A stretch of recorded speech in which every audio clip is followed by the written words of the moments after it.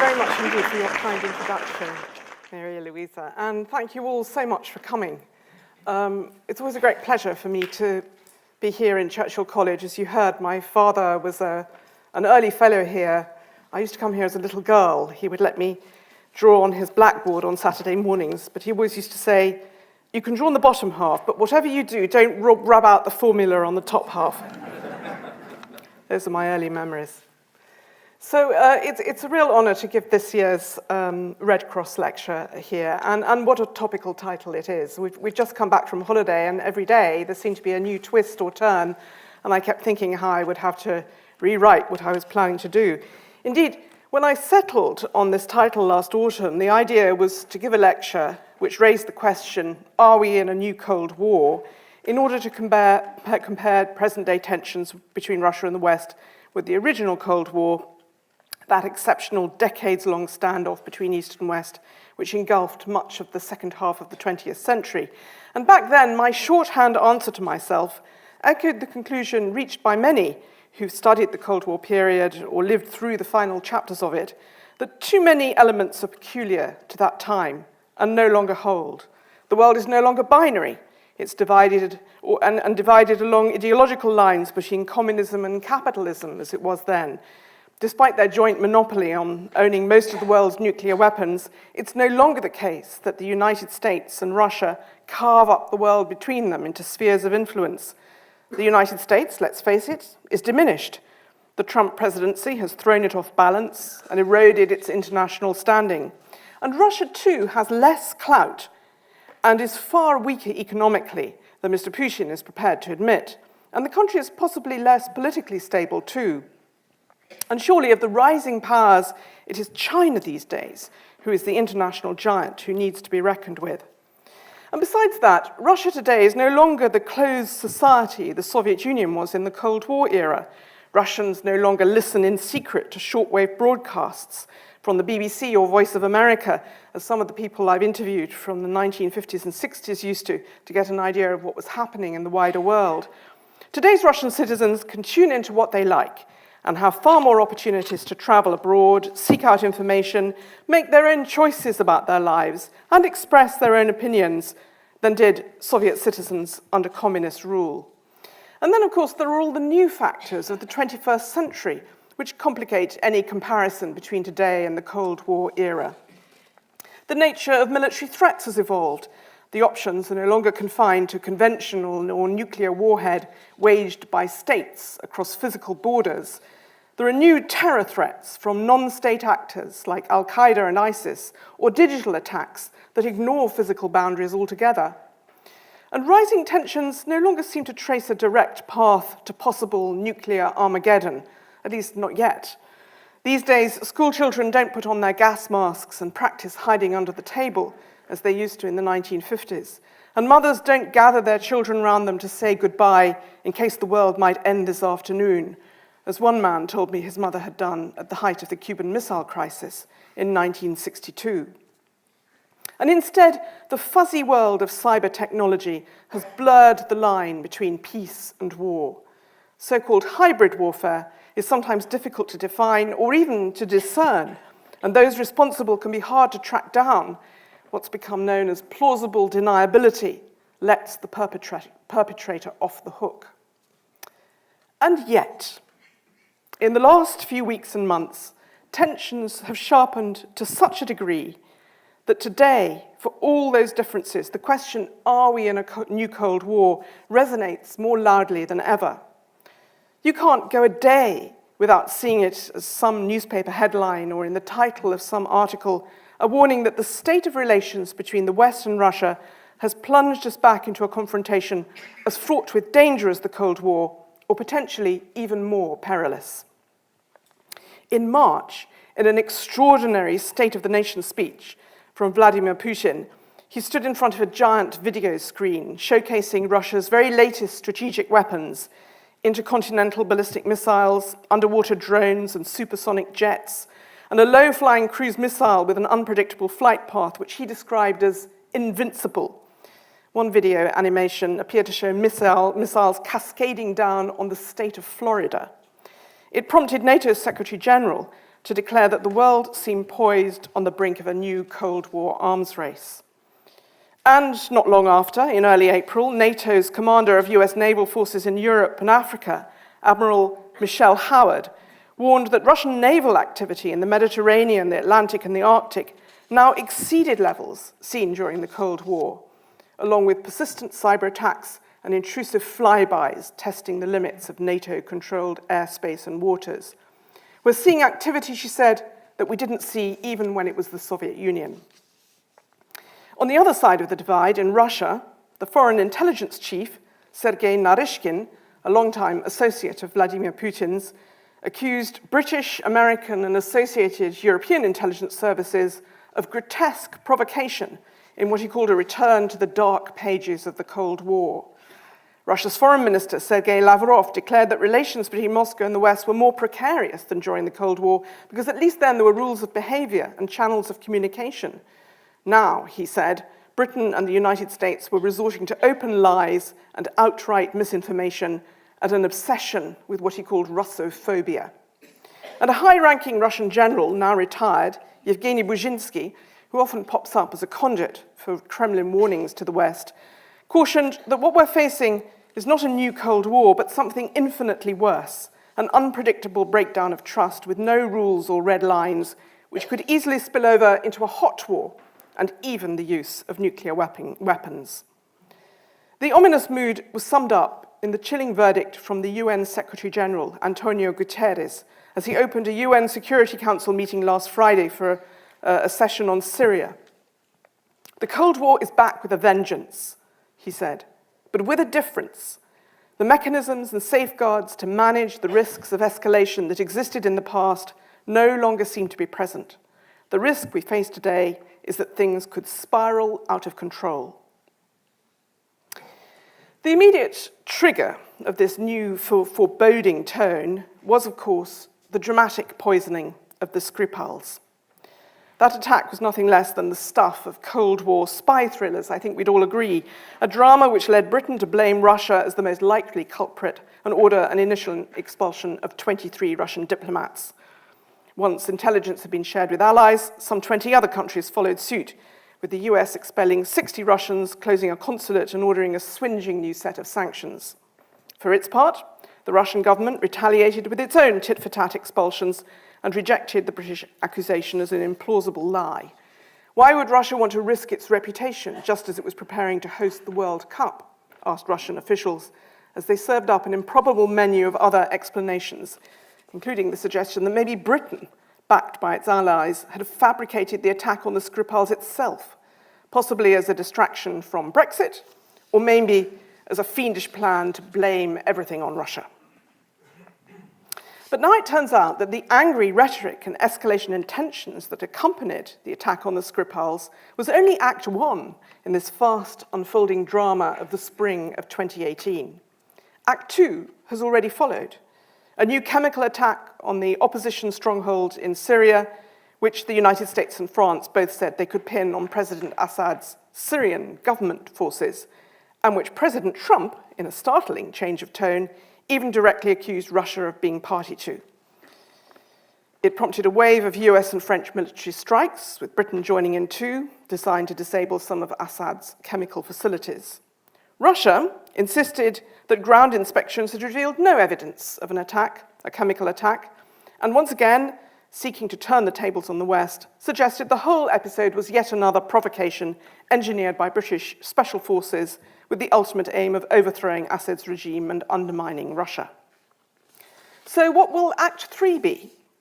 Well, in the UK, we're already being told to brace ourselves for a possible Russian cyber attack on British infrastructure, which could bring our services and transport links to a halt if our own cyber warriors can't stop them first.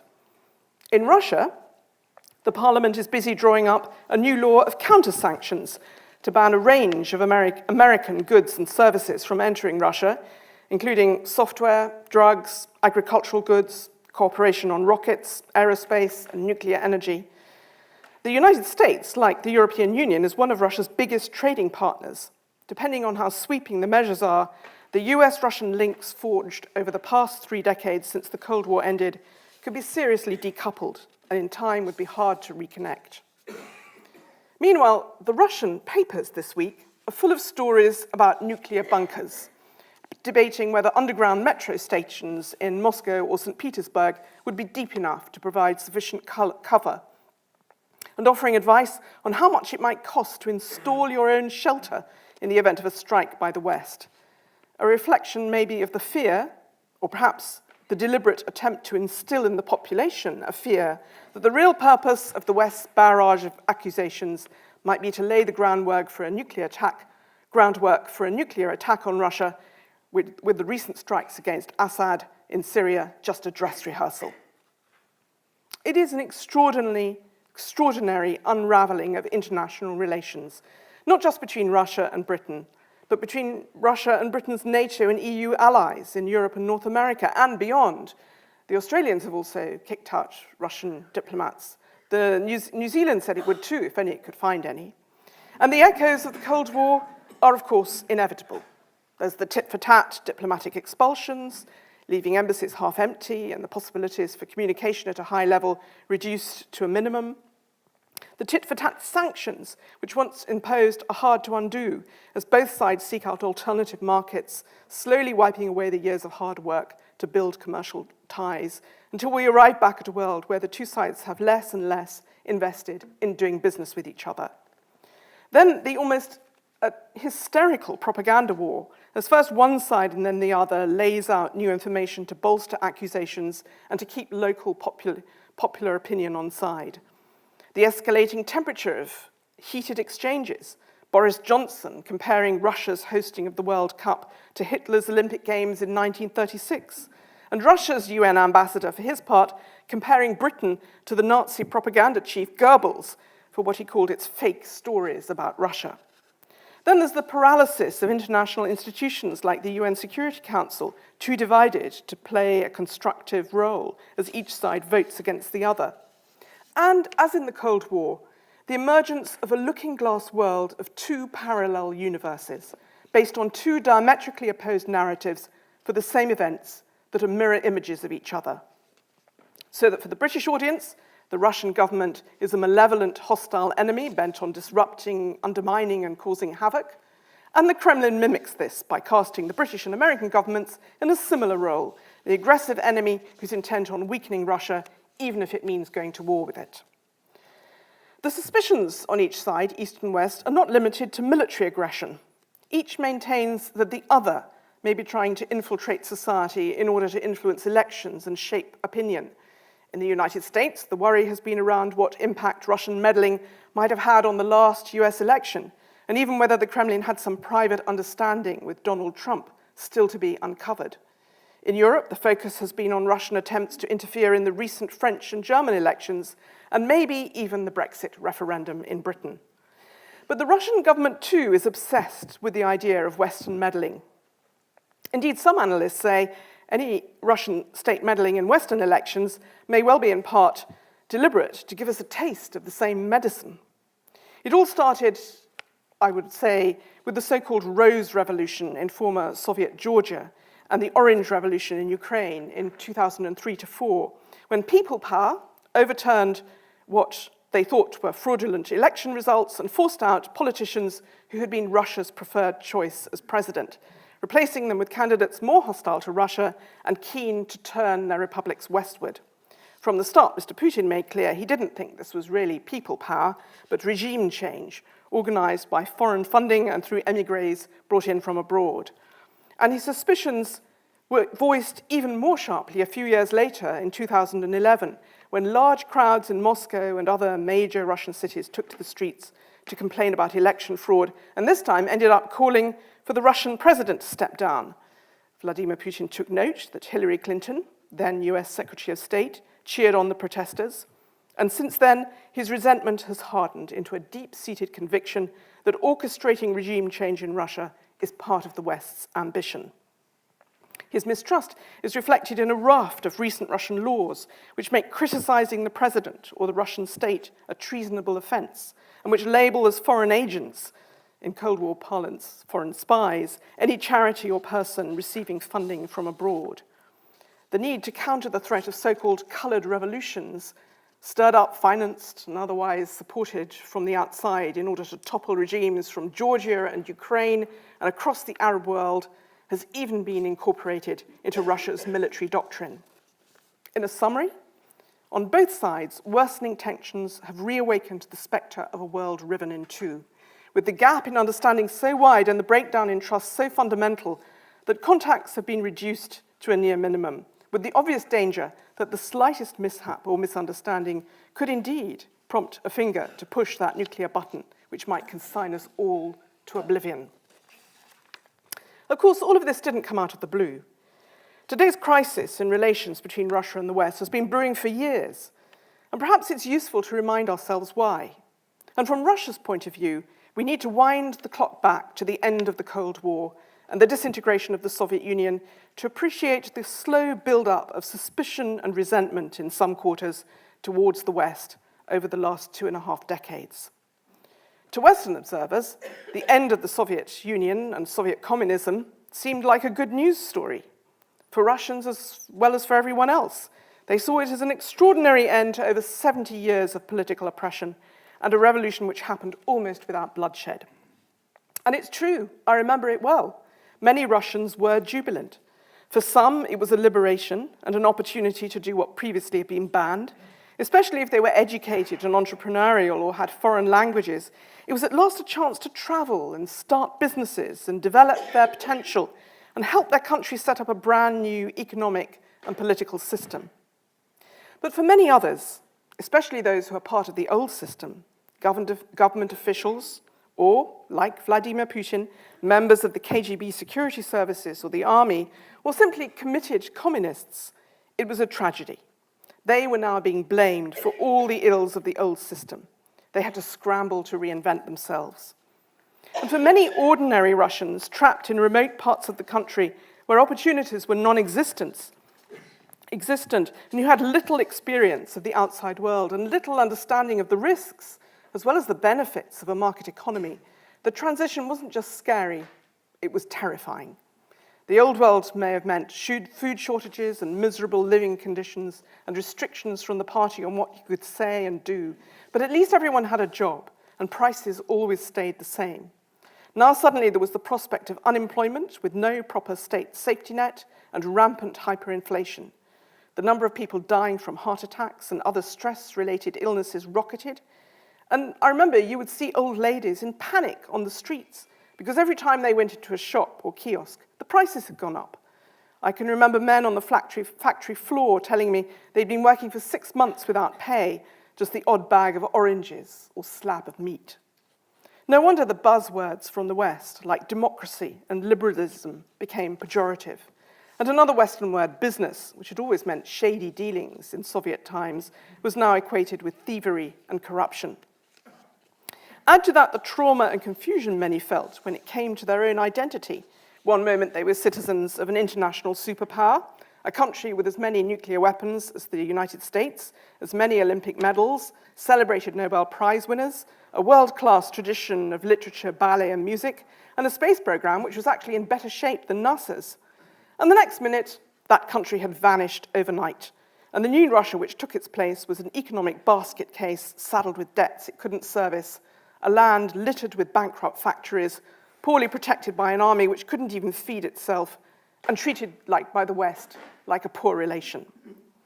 So when the ailing Russian President Boris Yeltsin handed over to Vladimir Putin at the end of 1999, no wonder so many Russians welcomed the change. And as oil prices started to rise and government coffers filled with money so it was possible to increase salaries and pensions, Mr. Putin was able to fulfill his pledge to make the country more prosperous and, confounding Western expectations, pay back its foreign debts and even start building a sovereign wealth fund against future shocks and emergencies. Russians saw him as a national savior. It felt good to have a strong leader who stood up for the country internationally and who made people feel proud of being Russian after nearly 2 decades of setbacks and troubles. And it's no wonder that before long, the Russian president's complaints that the West was willfully ignoring Russia's security interests to pursue its own ambitions began to get traction. You may remember that Mr. Putin famously called the end of the Soviet Union the greatest geopolitical catastrophe of the 20th century. Last month, incidentally, he also added that it was the historical event he'd most like to reverse if he ever had the chance. For him, the Soviet collapse was not just a story of regret and of loss, the end of powerful empire and a decade of humiliation. It was about Western powers, and especially the United States, taking advantage of Russia's temporary weakness to behave as if it was now the world's only superpower. In Mr. Putin's analysis, the NATO bombing campaign against former Yugoslavia over Kosovo in 1999 and the US-led invasion of Iraq in 2003, both carried out without UN approval, were illegal. They showed no respect for national sovereignty. They were an affront to other permanent members of the Security Council, like Russia, whose views were bypassed.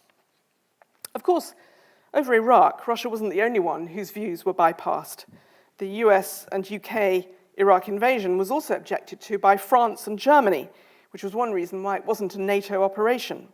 But in Mr. Putin's subsequent retelling of it, it's the snub to Russia that he focuses on, because his primary complaint has always been about the way the United States repeatedly disregarded Russia's security concerns to push ahead with extending the NATO military alliance right up to Russia's border with Estonia in the north and around the Black Sea basin in the south. For Mr. Putin, the final straw came in 2008.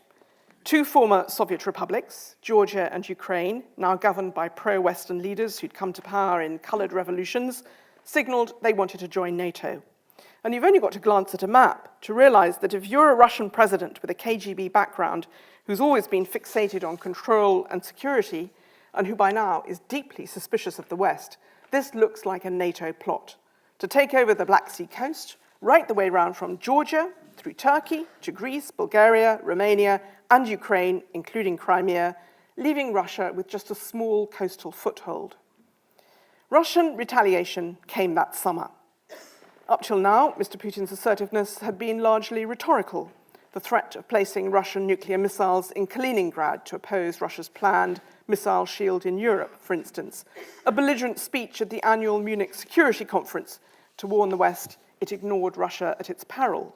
But suddenly, in early August 2008, Russian troops, tanks, and other hardware stationed in the Caucasus rolled across the border into Georgia to conduct a short but bloody war and bring two chunks of Georgian territory, South Ossetia and Abkhazia, under de facto Russian control. They remain under Russia's thumb to this day. At the time, to avoid dangerous confrontation with Moscow, the West more or less accepted Russia's allegation that its troops had intervened on a humanitarian mission to come to the rescue of peacekeepers caught up in a skirmish with Georgian soldiers. But in retrospect, Western views have changed. Now it's accepted it was, at least in part, a well-planned operation to send a deliberate message to NATO not to intervene in Russia's backyard. Indeed, the Russian Prime Minister, Dmitry Medvedev, even admitted as much in a chance remark. And that suspicion about NATO intervening was confirmed, and that suspicion of what Russia was up to was confirmed when 6 years later, in 2014, Russian troops intervened in a neighboring republic again. This time, the former Soviet republic, which had angered Moscow by seeking closer relations with the West, was Ukraine. And Russia's punishment was to annex that strategic foothold in the Black Sea, home of its Black Sea fleet, a region which had once belonged to Russia before it was handed to Ukraine in the 1950s, the triangular rocky peninsula of Crimea. Mr. Putin initially denied his troops' involvement in the takeover, claiming the little green men in charge of the operation were not Russians, but local volunteers. But within weeks, he'd formally confirmed Crimea's annexation by Russia, declared he was prepared to intervene in any country where he felt Russians were at risk, and unashamedly, even defiantly, held a ceremony to award medals to the Russian forces who'd taken part.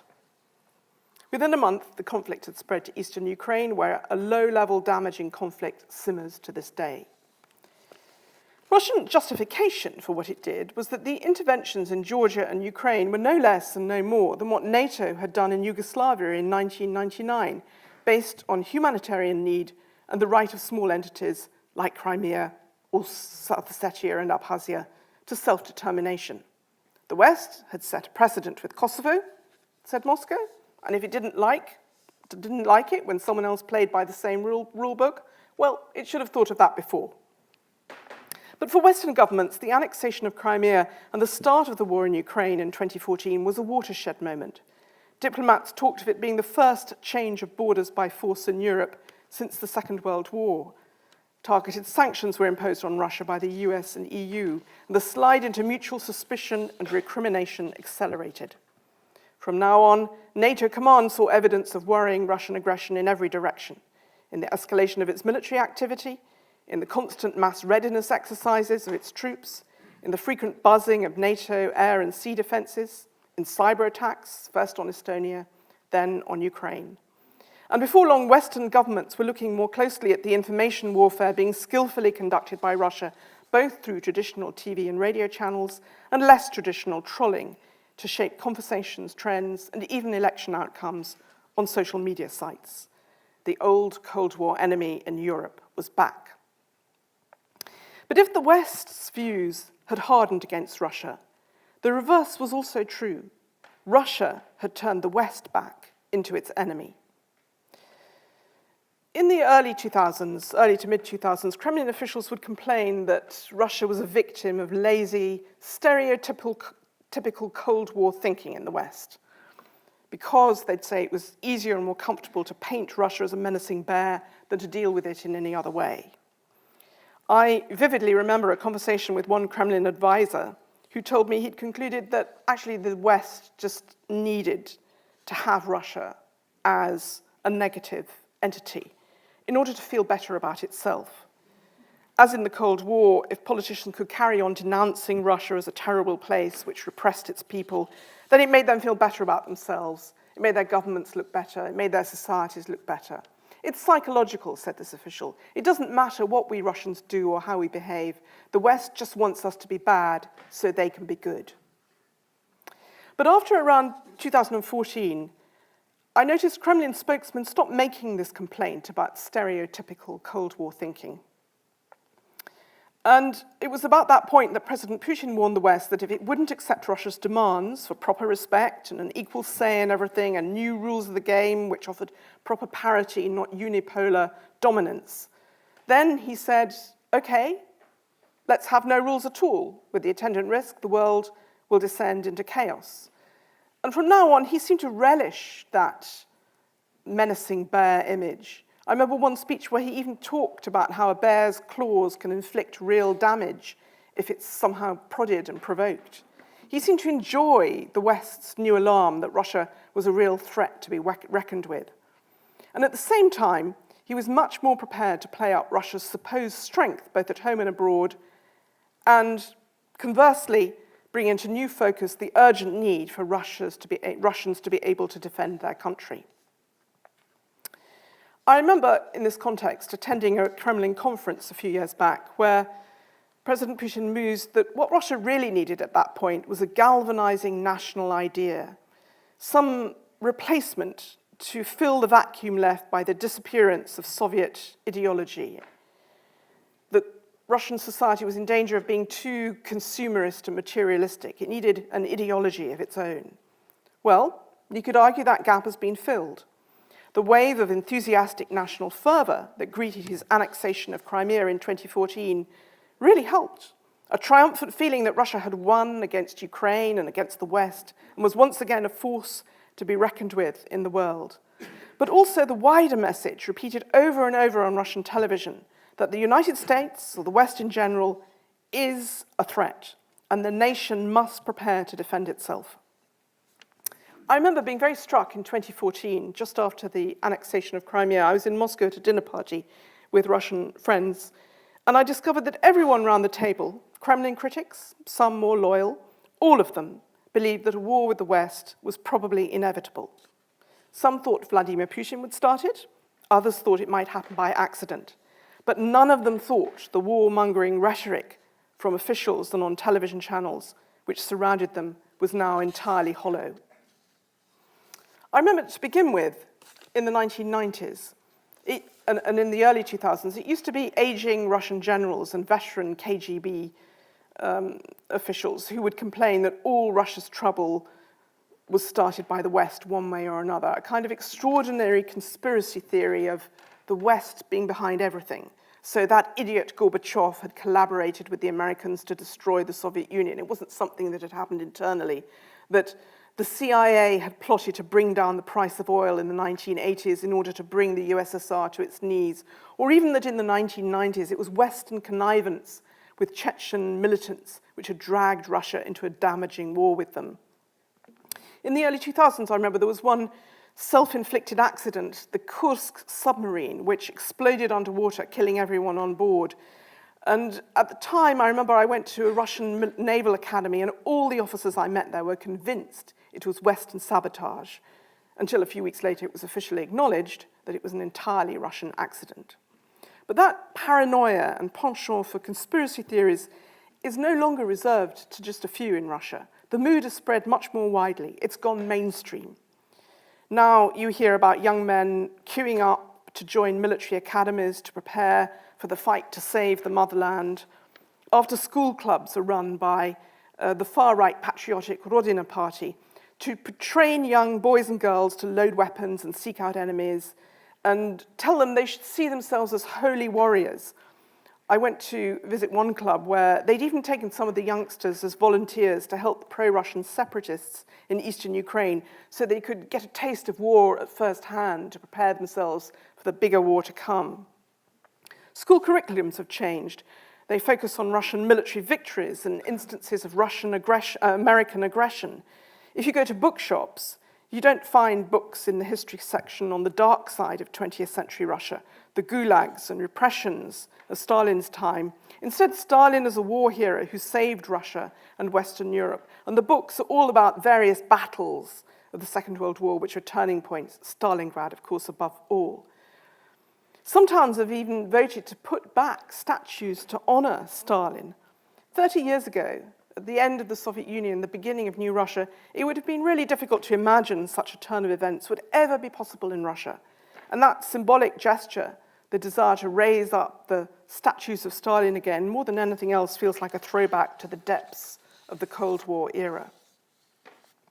And this rise of virulent Russian nationalism has, of course, fed a suspicion of foreigners, and it seems to be helping in building a sort of neo-Soviet fortress out of Russia.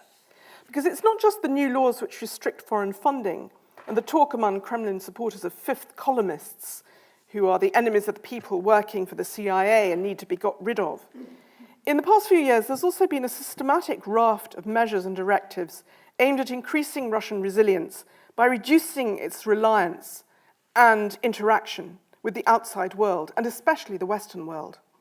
So, as early as 2013, Russians working in the security services or the military, or who held government or parliamentary posts, were being told by the government that for their own safety, they should divest themselves of any foreign assets or property and avoid traveling to the West in case of being compromised in some way. So sell that villa in Miami or on the Gulf of Finland, come home.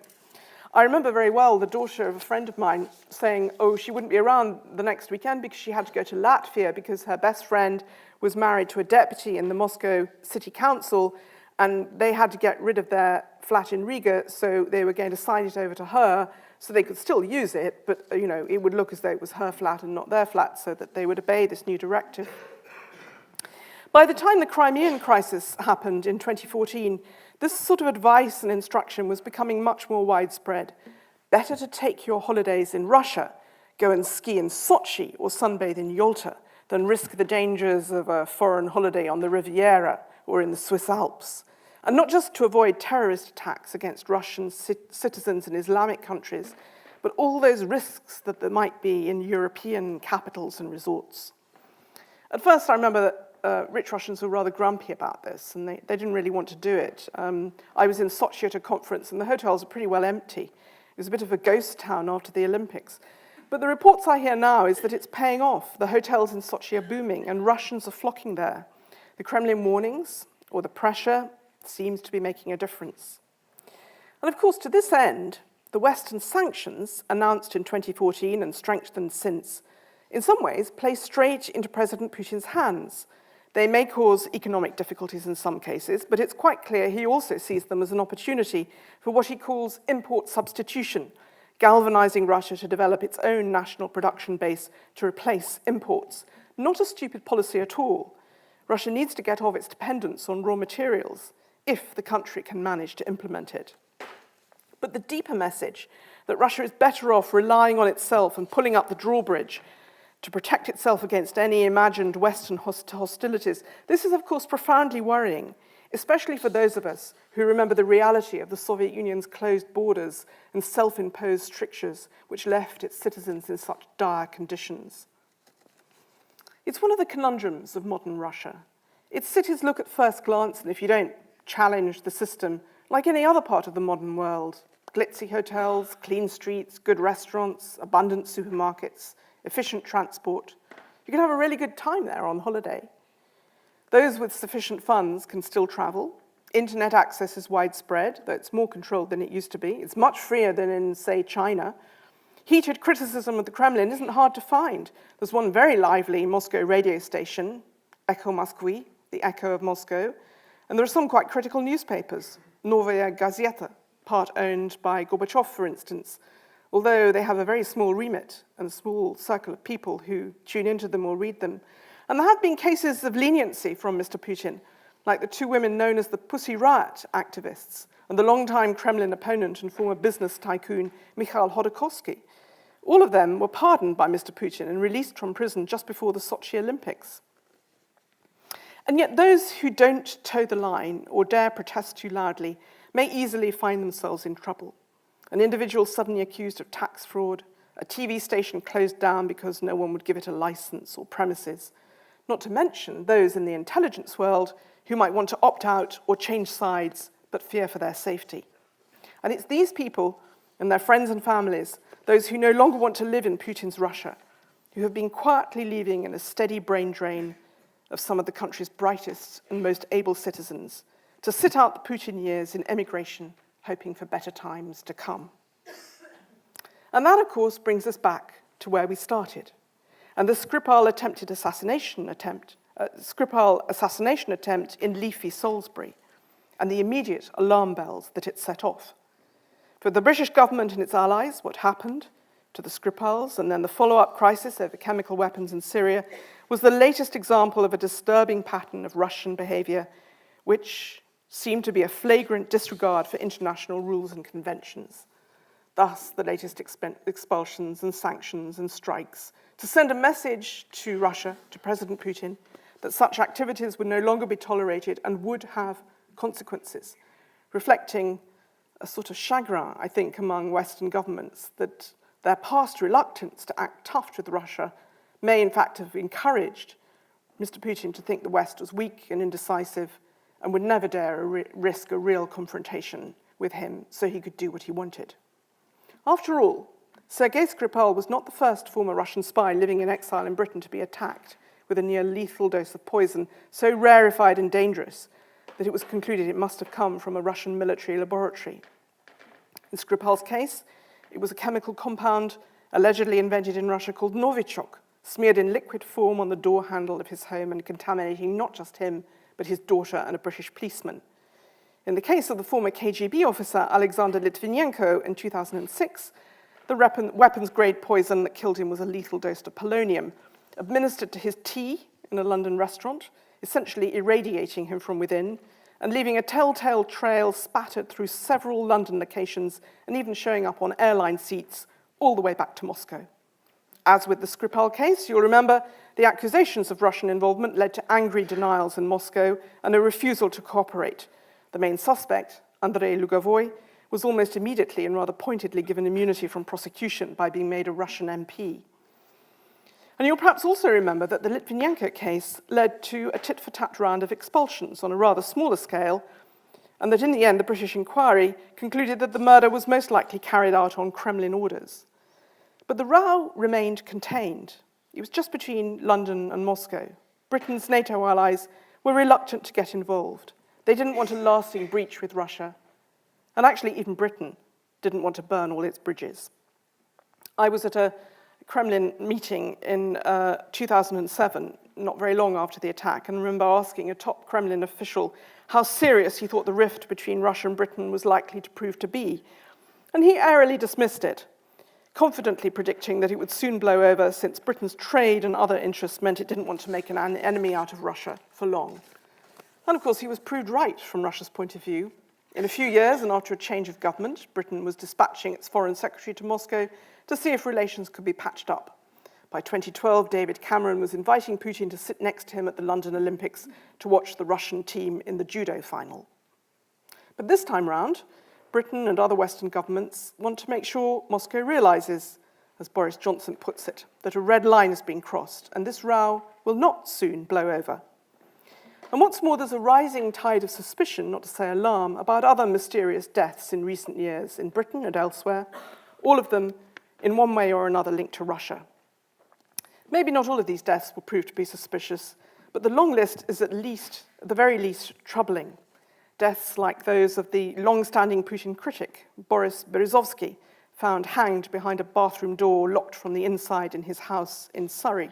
The inquest recorded an open verdict, but some remain uneasy.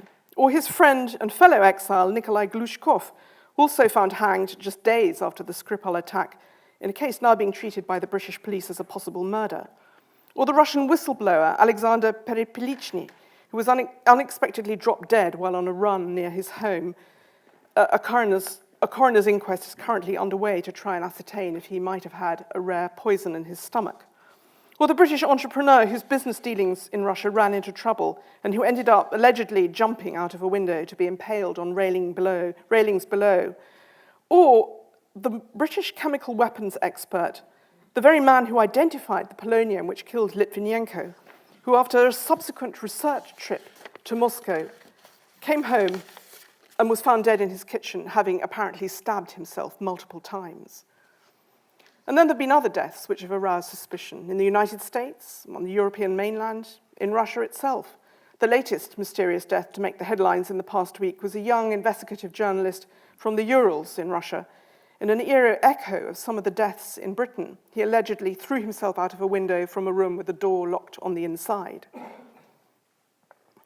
And those with longer memories and who watched the Russian scene closely will remember other cases. There was the shocking assassination in 2015 of perhaps the most charismatic of all Russian opposition politicians, Boris Nemtsov, shot dead right in front of the Kremlin as he walked home from dinner with his girlfriend. The equally shocking death in 2006 of the award-winning investigative journalist Anna Politkovskaya, killed by a hitman in the foyer of her Moscow apartment block. And the awful, almost lethal poisoning in 2004 of the prominent Ukrainian politician Viktor Yushchenko, who went on to be president, who was challenging the Kremlin's choice during Ukraine's Orange Revolution. Some experts have wondered if all this goes back to a law passed by the Russian parliament, which gave Russian intelligence agencies the license to carry out extrajudicial killings abroad for those accused of extremism. At the time, it seemed as though this was aimed at trying to remove Russian émigrés who might cause more problems in Chechnya, either terrorist attacks or reignite the war.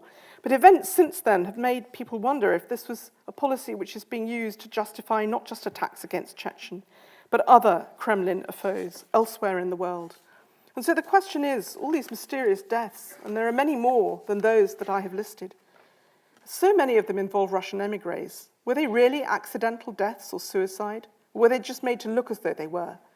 Could they have been targeted assassinations carried out by hitmen, either working on behalf of Russian organized crime networks, Russian intelligence agencies, or even President Putin's Kremlin, to take revenge, to prevent defectors from handing over information, or to rid the Kremlin of troublesome émigrés? Or perhaps the motive was a message of intimidation to those Russians living abroad. Only by keeping their head down, or better still, coming back to Russia, could they be guaranteed a trouble-free future, because nowhere is safe, and being a loyal Russian citizen living in Russia is safest of all. So, I need to wrap up. The question is, are we in a new Cold War? I guess I'd say there are many uncomfortable echoes, even if a systematic comparison is difficult. And perhaps the way to end this lecture is to ask, what can we learn from some of those echoes? And one of the things that I've pondered a lot in recent weeks is the way that, to my surprise, Cold War-style propaganda still seems to work. It's a bit of a puzzle in an internet age of relatively open access. Why should state propaganda in a place like Russia still shape what much of the population thinks? They could say the same thing about Britain at the moment. And especially when, from our point of view, what we hear out of the Russian government some of these allegations seem ludicrous, horrendous. I think one broad conclusion has to be, which affects all of us, that more access to more information doesn't necessarily make us wiser. We all know that from our own experience. Because we're busy, or because it's convenient, or because we're more comfortable with it, we all live in our own bubbles of information.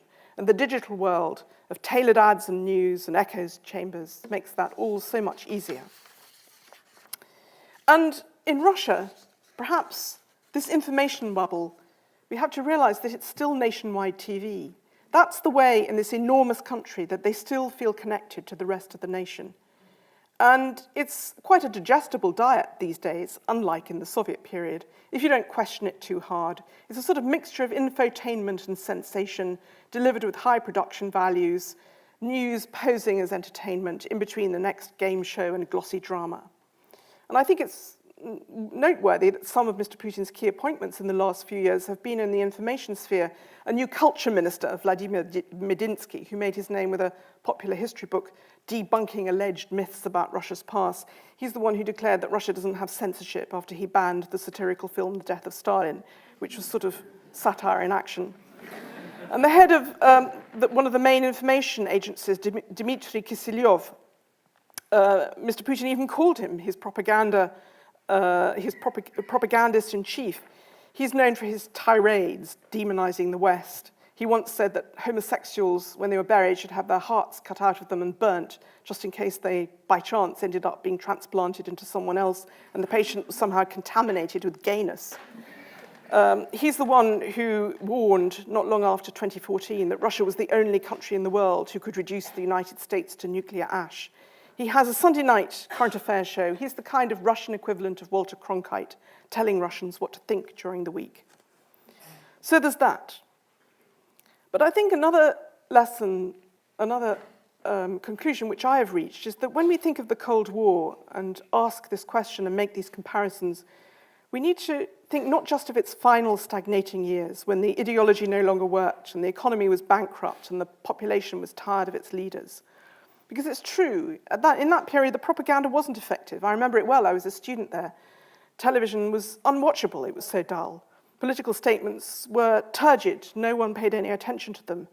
And the ruling party was a laughingstock, and its pronouncements bore no relation to the reality of people's lives. But go back to an earlier period, go back to the late 1940s, and perhaps the analogy with today's propaganda works better.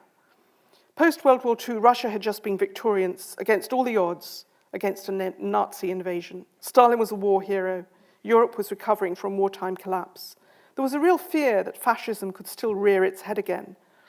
And I think it's probably right that many Soviet citizens, limited as their access was to other information, did believe the Soviet Union was helping the countries of Eastern Europe to get back on their feet again, supporting communist governments to keep them safe from a fascist return. Then, as now, the fear of a foreign enemy was enormously helpful in making a message credible. I remember my thought was sent in this direction by one Russian friend who said to me, the propaganda today is terrible, but it's nothing like what we had in Brezhnev's time. It's much more like the paranoia and the frenzy that there was in the late 1940s. So the impact of it and the fear which is woven into the message are perhaps important. Of course, today there's a twist. We live in a postmodern world full of so much confusion that nobody remembers the last ludicrous thing said yesterday. And so maybe also a very contemporary factor is that common sense and reasoned judgment may play less of a role than they did in affecting people's judgment and the stories people tell themselves. So to end with, the big question. How long might this high-octane drama last before it runs out of steam or collapses into a crisis? And can the past, the Cold War, help us with any parallels to answer that question? Maybe it could last quite a long time on both sides of the divide. In the Soviet Union, in the late 1940s and then the 50s, the death of Stalin didn't really make much difference. For a while, it was thought it might with de-Stalinization, but actually the Cold War carried on for 4 more decades. And similarly, if you think about recent history in our era, the change of US president from Bush to Obama to Trump has not in the end made that much difference in the downward spiral of US-Russia relations. But of course, this is always a mug's game because it depends what parallel you choose. The other one you could choose is the 1980s, when in just 6 years, the whole Soviet system collapsed. Could that happen with a change of leader in Russia? That is, of course, what Mr. Putin is afraid of. Russian opposition leaders used to say that when the price of oil drops and Russia has an economic crisis, then maybe the population would change its view of its president, and then an alternative future, a chance for them to put forward a program and even get elected, might be possible. I haven't checked, but I wonder if they still think that. Russia has weathered a couple of economic storms in recent years. It doesn't seem to have changed much politically. Because, if you think about it, when times get tight, Mr. Putin now knows what works. He has every reason to keep relations with the West on a knife edge, to keep nationalism strong, and to keep the Russian people supporting him. Prepare for a bumpy ride in the years to come.